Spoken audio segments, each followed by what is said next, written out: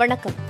இலங்கையில் பிரதமர் மஹிந்த ராஜபக்ச பதவி விலகியதைத் தொடர்ந்து அங்கு வெடித்துள்ள வன்முறை, ஆக்கிரமிப்புகள் அகற்றம் தொடர்பான வழக்கு இன்று விசாரணைக்கு வருவது, IPL தொடரில் கொல்கத்தா வெற்றி உள்ளிட்ட முதன்மை செய்திகளை பார்க்கலாம்.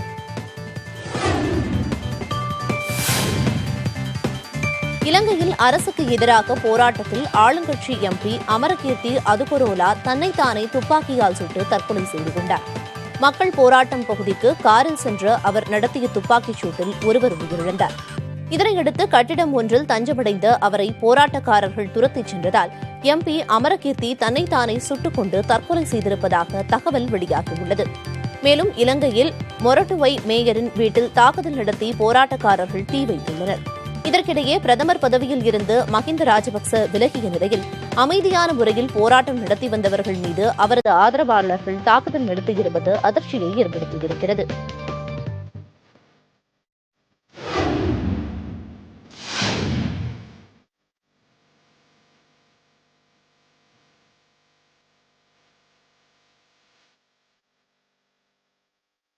இலங்கையில் அரசுக்கு எதிராக போராட்டத்தில் ஆளுங்கட்சி MP அமரகீர்த்தி அதுகுரோலா தன்னைத்தானே துப்பாக்கியால் சுட்டு தற்கொலை செய்து கொண்டார்.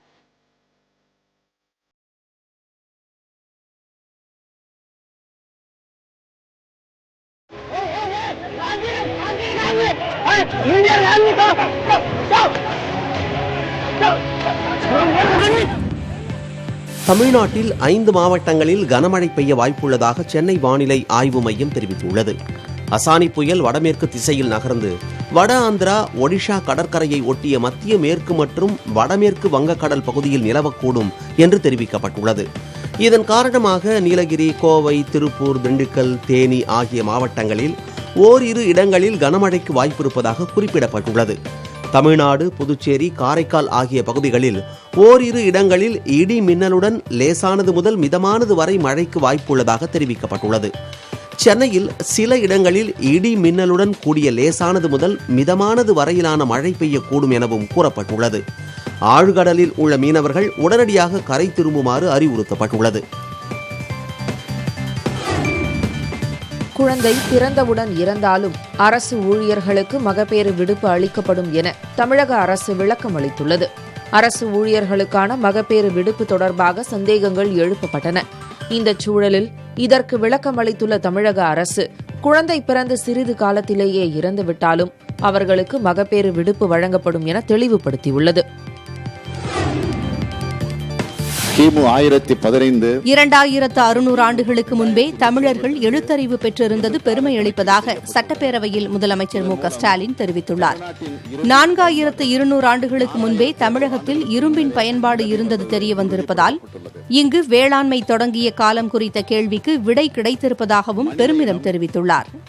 2600 ஆண்டுகளுக்கு முன்னரே தமிழ் குடிமக்கள் பரவலான எழுத்தறிவு பெற்ற சமூகமாக விளங்கினர் என்ற உண்மையை அறிவுலகம் ஏற்றுக்கொண்டது நமக்கெல்லாம் பெருமை அளிக்கக்கூடிய செய்திகளாகும். தமிழ்நாட்டின் இரும்பின் பயன்பாடு 4200 ஆண்டுகளுக்கு முன்னரே நிலவி வந்தது உறுதிப்படுத்தப்பட்டுள்ளது. வேலூர் குடியாத்தம் நகர பகுதிகளில் ஷவர்மா விற்பதற்கு நகராட்சி நிர்வாகம் அதிரடி தடை பிறப்பித்துள்ளது. கேரளாவில் ஷவர்மா சாப்பிட்ட இளம்பெண் உயிரிழந்ததை அடுத்து தமிழகம் முழுவதும் ஷவர்மா கடைகளில் மருத்துவத்துறை அதிகாரிகள் சோதனை நடத்தி வருகின்றனர். இந்நிலையில் வேலூர் குடியாத்தம் நகராட்சியில் ஷவர்மா விற்பதற்கு நகராட்சி நிர்வாகம் தடை விதித்துள்ளது. மேலும் சுகாதாரமற்ற முறையில் அசைவ உணவுகளை விற்பது கண்டுபிடிக்கப்பட்டால் அந்த உணவகங்களுக்கு சீல் வைக்கப்படும் என்றும் நகராட்சி நிர்வாகம் எச்சரித்துள்ளது. புதுக்கோட்டை மாவட்டத்தில் 46 பேர் உடல் உபாதைக்கு காரணமான பிரியாணியின் மாதிரியை சோதனைக்கு உட்படுத்தியதில் ஸ்டெப்லோகாக்கஸ் ஆரியஸ் என்ற பாக்டீரியா இருப்பது உறுதி செய்யப்பட்டுள்ளது. கடந்த 4ஆம் தேதி அறந்தாங்கி செந்தமிழ் நகரில் வசிக்கும் சித்திரை வேலு என்பவர் தனது வீட்டின் கான்கிரீட் பணியில் ஈடுபட்டவர்கள் மற்றும் உறவினர்களுக்கு பிரியாணி வாங்கி கொடுத்திருக்கிறார். அதனை சாப்பிட்டவர்களுக்கு வயிற்றுப்போக்கு, வாந்தி, மயக்கம் ஏற்படவே அனைவரும் மருத்துவமனையில் அனுமதிக்கப்பட்டனர். உடனடியாக சம்பந்தப்பட்ட கடைக்கு சீல் வைத்த அதிகாரிகள் பிரியாணியை பரிசோதனைக்கு அனுப்பி வைத்தனர். தற்போது வெளியான பரிசோதனையின் முடிவில் ஸ்டெப்லோகாக்கஸ் ஆரியஸ் என்ற பாக்டீரியா இருப்பது உறுதி செய்யப்பட்டுள்ளது. இந்த முடிவை வைத்து நடவடிக்கை எடுக்கப்படும் என உணவு பாதுகாப்புத்துறை அதிகாரி தெரிவித்திருக்கிறார். பாதிக்கப்பட்ட 46 பேரில் 26 பேர் சிகிச்சை பெற்று வரும் நிலையில் ராஜேஷ் என்ற மாணவருக்கு கல்லீரலில் பாதிப்பு ஏற்பட்டுள்ளது குறிப்பிடத்தக்கது. முல்லைப் பெரியாறு அணையில் 5 பேர் கொண்ட கண்காணிப்பு குழுவினர் முதற்கட்ட ஆய்வை நிறைவு செய்தனர். இதற்காக தேக்கடி படகுத்துறைக்கு வந்திருந்த கண்காணிப்பு குழுவினர் அங்கிருந்து படகில் அணைக்கு சென்றனர். பிரதான அணை, பேபி அணை, மதகு பகுதிகள், சுரங்க பகுதிகள் ஆகியவற்றை அவர்கள் ஆய்வு செய்தனர். மதகுகளை இயக்கி அதன் தன்மையை ஆய்வு செய்ததோடு அணையின் சுரங்க கசிவு நீரின் அளவை சரிபார்த்தனர். அணை பலமாக இருப்பதையும் மதகுகளில் இயக்கம் சீராக உள்ளதையும் அதிகாரிகள் உறுதி செய்தனர். கோடைக்காலம் மற்றும் எதிர்வரும் தென்மேற்கு பருவமழை காலங்களில் அணையில் மேற்கொள்ள வேண்டிய பராமரிப்பு பணிகள் குறித்தும் ஆய்வு செய்தனர். 2 மணி நேரத்திற்கு மேலாக ஆய்வு மேற்கொண்ட கண்காணிப்பு குழுவினர் பின்னர் தேக்கடி திரும்பினர். தர்மபுர ஆதீன பட்டண பிரவேசத்திற்கு அனுமதி வழங்கப்பட்டிருப்பது குறித்து அதிருப்தி தெரிவித்திருக்கும் திராவிடர் கழகத்தின் தலைவர் கி. வீரமணி, மனிதனை மனிதன் சுமக்கும் அநாகரிகத்திற்கு முற்றுப்புள்ளி வைக்கப்பட வேண்டும் என்று வலியுறுத்தியிருக்கிறார். அவர் வெளியிட்டுள்ள அறிக்கையில், பல்லக்கை தூக்குபவர்களே விரும்பி தூக்கி சுமக்க முன்வருவதாக கூறப்படும் விளக்கம் அறிவுபூர்வமாகவோ சட்டப்பூர்வமாகவோ ஏற்கத்தக்கதல்ல என குறிப்பிட்டுள்ளார். கை ரிக்ஷாவை இழுத்தவர்கள் அவர்களாகவே விரும்பித்தான் ஓட்டுகிறோம் என கூறி இன்று இழுத்தால் அதை சட்டம் அனுமதிக்குமா என அவர் கேள்வி எழுப்பியிருக்கிறார். மக்களாட்சியில் சில முடிவுகளை ஆட்சியாளர்கள் மறுபரிசீலனை செய்வது தவிர்க்க முடியாததுதான் என்று கூறியிருக்கும் கி. வீரமணி, அப்படிப்பட்ட மறுபரிசீலனைகள் அடிப்படை மனித உரிமைகளையும் சமத்துவ நெறிகளையும் பாதிப்பதாக அமைந்துவிடக் கூடாது என்றும் தெரிவித்துள்ளார். கட்சிக்குள் சுய விமர்சனம் தேவை, அதே நேரம் தன்னம்பிக்கையை சிதைப்பதாக இருக்கக்கூடாது என்று காங்கிரஸ் தலைவர் சோனியா காந்தி அறிவுறுத்தியுள்ளார். காங்கிரஸ் கட்சியின் காரிய கமிட்டி கூட்டம் டெல்லியில் சோனியா காந்தி தலைமையில் நடைபெற்றது. இதில் பேசிய அவர், கட்சிக்குள் சுய விமர்சனம் தேவை என்றும், ஆனால் அது மன உறுதியையும் தன்னம்பிக்கையையும் சிதைப்பதாக இருக்கக்கூடாது என்றும் தெரிவித்தார். வரும் 13ஆம் தேதி காங்கிரஸ் கட்சியின் நிர்வாகிகள் கூட்டம் உதய்பூரில் நடக்க இருக்கும் நிலையில் அதை குறிப்பிட்ட சோனியா காந்தி, கருத்தியல், தேர்தல், நிர்வாக சவால்கள் போன்றவற்றை எதிர்கொள்ளும் வகையில் அந்த கூட்டம் டெல்லி ஜஹாங்கீர்பூரி பகுதியில் வன்முறையை தடுத்து நிலைமையை சரியாக கையாளாத காவல்துறையினர் மீது உரிய நடவடிக்கை எடுக்க உயரதிகாரிகளுக்கு டெல்லி உயர்நீதிமன்றம் உத்தரவிட்டுள்ளது. ஜஹாங்கீர்புரியில் அனுமதியின்றி நடத்தப்பட்ட அனுமன் ஜெயந்தி நிகழ்ச்சியில் பெரும் வன்முறை வெடித்தது. இஸ்லாமிய வழிபாட்டு தலங்களுக்கு முன்பாக சிலர் ஒலி பெருக்கிகளை கொண்டு சத்தமாக பாடல்களை இசைப்பது உள்ளிட்ட செயல்களில் ஈடுபட்டதால் வன்முறை உண்டானதாகவும் கூறப்படுகிறது.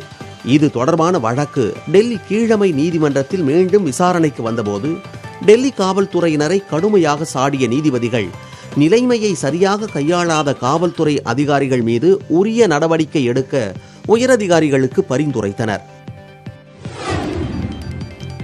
சென்னை ஆரியபுரத்தில் ஆக்கிரமிப்பு வீடுகள் அகற்றும் விவகாரம் தொடர்பான வழக்கு இன்று விசாரிக்கப்படும் என உச்சநீதிமன்றம் அறிவித்திருக்கிறது. உச்சநீதிமன்றத்தில் இந்த விவகாரத்தை அவசர வழக்காக எடுத்து விசாரிக்க வேண்டும் என்ற கோரிக்கை விடுக்கப்பட்டது. குறிப்பாக பொதுத் தேர்வுகள் நடத்தப்பட்டு வருவதால் இங்குள்ள ஆக்கிரமிப்புகளை அகற்றுவதால் மாணவர்கள் கடுமையாக பாதிக்கப்படுவார்கள் என வழக்கறிஞர் சார்பில் முறையிடப்பட்டது. இதனை ஏற்றுக்கொண்ட நீதிபதிகள் இன்று அவசர வழக்காக விசாரிக்கப்படும் என அறிவித்தனர். தேச துரோக சட்டத்தில் காலாவதியான சில பிரிவுகளை நீக்குவது பற்றி பரிசீலிக்குமாறு சட்டத்துறை அமைச்சகத்திடம் பிரதமர் மோடி கேட்டுக் கொண்டிருக்கிறார். உச்சநீதிமன்றத்தில் தேச துரோக சட்டம் மீண்டும் சீராய்வு செய்யப்படும் என்று மத்திய அரசு தெரிவித்தது. இதைத் தொடர்ந்து இந்த விவகாரத்தில் கருத்து தெரிவித்த காங்கிரஸ் மூத்த தலைவர் ஹரீஷ் ராவத், தேச துரோக சட்டத்தில் மத்திய அரசிற்கு தெளிவான நிலைப்பாடு இல்லை என்று விமர்சித்திருந்தார். இந்நிலையில் மத்திய சட்டத்துறை அமைச்சர் கிரண் ரிஜிஜூ இது தொடர்பான விளக்கத்தை வெளியிட்டிருக்கிறார். நாட்டு மக்களின் தனிப்பட்ட சுதந்திரம், மனித உரிமைகள் ஆகியவற்றை காக்கவும் அரசமைப்பு வழங்கிய சுதந்திரத்திற்கு அர்த்தம் தரும் வகையிலும் தேச துரோக சட்டத்தில் திருத்தம் மேற்கொள்ளுமாறு பிரதமர் வலியுறுத்தியிருப்பதாக கூறியுள்ளார். ஈக்வடார் நாட்டில் சிறைச்சாலை ஒன்றில் கைதிகளுக்கிடையில் ஏற்பட்ட மோதலில் 43 பேர் கொல்லப்பட்டனர். சாண்டோ டோமிங்கோ எனும் இடத்தில் அமைந்திருக்கும் சிறையில் இந்த மோதல் ஏற்பட்டது. கொல்லப்பட்டவர்களில் பெரும்பாலானவர்கள் கத்தியால் குத்தப்பட்டு உயிரிழந்திருப்பதாக உள்துறை அமைச்சர் பேட்ரிசியோ காரிலியோ குறிப்பிட்டுள்ளார். உயிரிழந்தவர்களின் உடல்களை அவர்களது சொந்த ஊர்களுக்கு எடுத்துச் செல்ல அரசு நடவடிக்கை எடுக்கும் என்றும் அவர் தெரிவித்தார். காவல்துறையினர் மோதலை கட்டுக்குள் கொண்டு வந்த பின்னர் சிறையில் இருந்து துப்பாக்கி, வெடிகுண்டுகள் உள்ளிட்ட பயங்கர ஆயுதங்கள் பறிமுதல் செய்யப்பட்டன. ஒரு மாதத்திற்கு முன்புதான் ஈக்வடாரில் வேறொரு சிறையில் கைதிகளுக்கிடையில் மோதல் ஏற்பட்டு 20 பேர் உயிரிழந்தனர். சென்னை உள்பட தமிழகத்தின் பல்வேறு பகுதிகளிலும் கோடை வெப்பத்தை தணிக்கும் வகையில் மழை பெய்தது. திருப்பத்தூர் மாவட்டம் ஆம்பூர் மற்றும் வாணியம்பாடி சுற்றுவட்டாரத்தில் இடி மின்னலுடன் கனமழை பெய்தது.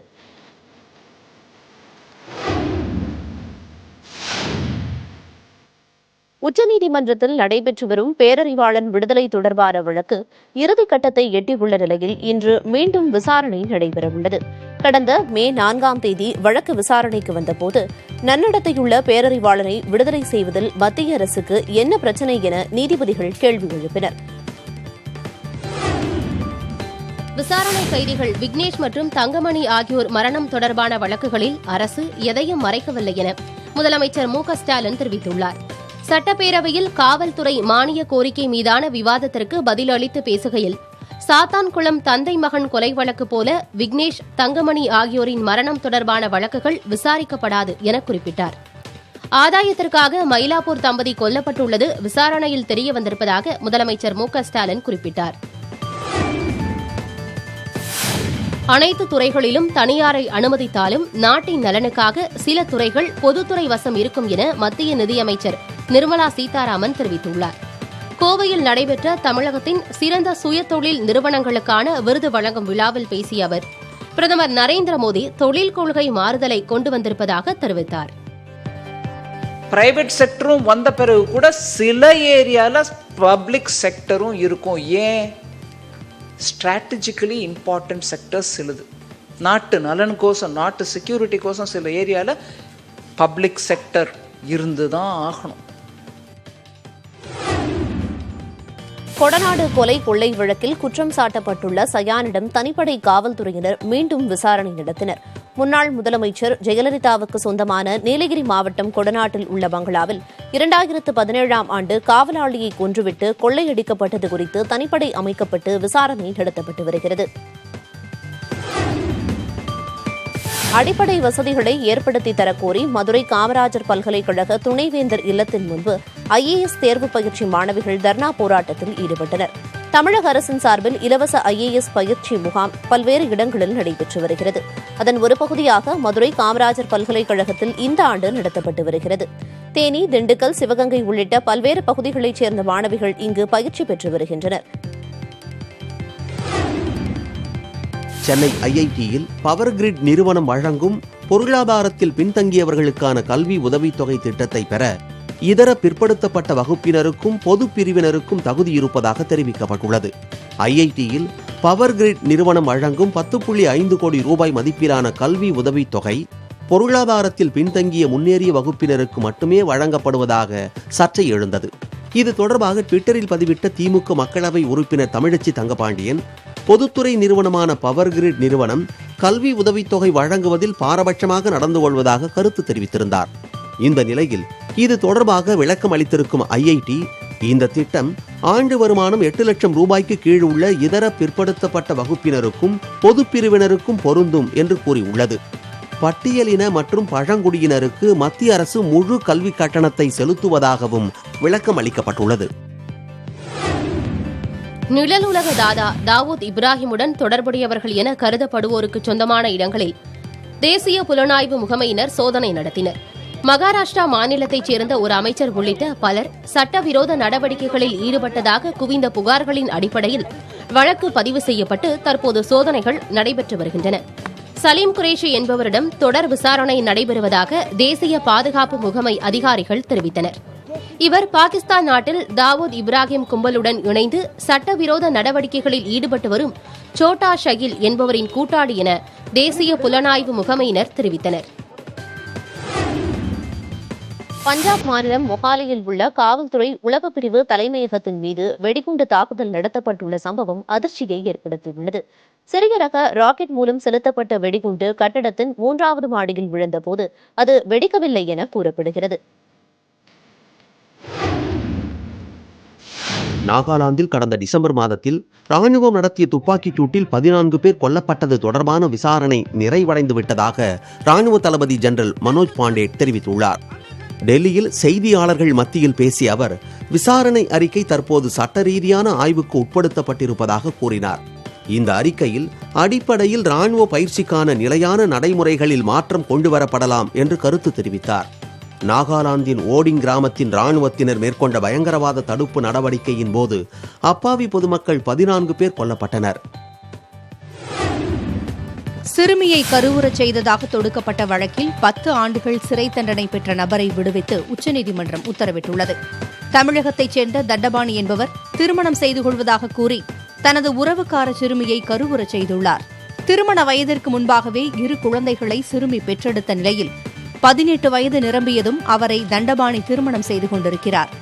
இதற்கிடையே திருப்பூர் மாவட்ட கீழமை நீதிமன்றம் போக்சோ சட்டத்தின் கீழ் விதித்த 10 ஆண்டுகள் சிறை தண்டனையை உச்சநீதிமன்றம் ரத்து செய்துள்ளது. உத்தரப்பிரதேச மாநிலம் லக்கிம்பூர் கேரி மாவட்டத்தில் விவசாயிகள் மீது காரை ஏற்றிக் கொன்ற வழக்கில் குற்றம் சாட்டப்பட்ட அங்கித் தாஸ் உள்ளிட்ட 4 பேருக்கு பிணை வழங்க அலகாபாத் உயர்நீதிமன்றம் மறுப்பு தெரிவித்துள்ளது. இவ்வழக்கில் மத்திய அமைச்சரின் மகன் ஆஷிஷ் மிஸ்ராவின் பிணை ரத்து செய்யப்பட்டுள்ள நிலையில் அங்கித் தாஸ் உள்ளிட்ட 4 பேரின் பிணை கோரும் மனுக்கள் மீதான விசாரணை நீதிபதி தினேஷ்குமார் சிங் முன்பு நடைபெற்றது.